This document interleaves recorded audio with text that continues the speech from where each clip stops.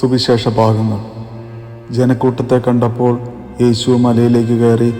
അവൻ ഇരുന്നപ്പോൾ ശിഷ്യന്മാർ അടുത്തെത്തി. അവൻ അവരെ പഠിപ്പിക്കാൻ തുടങ്ങി.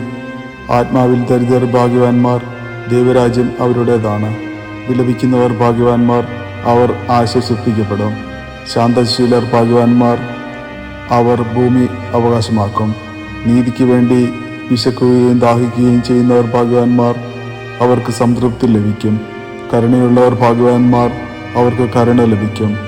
ഹൃദയശുദ്ധിയുള്ളവർ ഭാഗ്യവാന്മാർ, അവർ ദൈവത്തെ കാണും.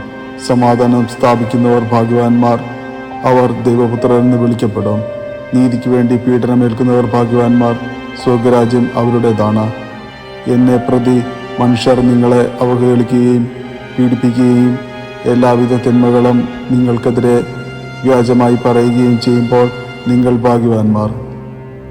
നിങ്ങൾ ആനന്ദിച്ച് ആഹ്ലാദിക്കുവിൻ, സ്വർഗരാജ്യത്തിൽ നിങ്ങളുടെ പ്രതിഫലം വലുതായിരിക്കും.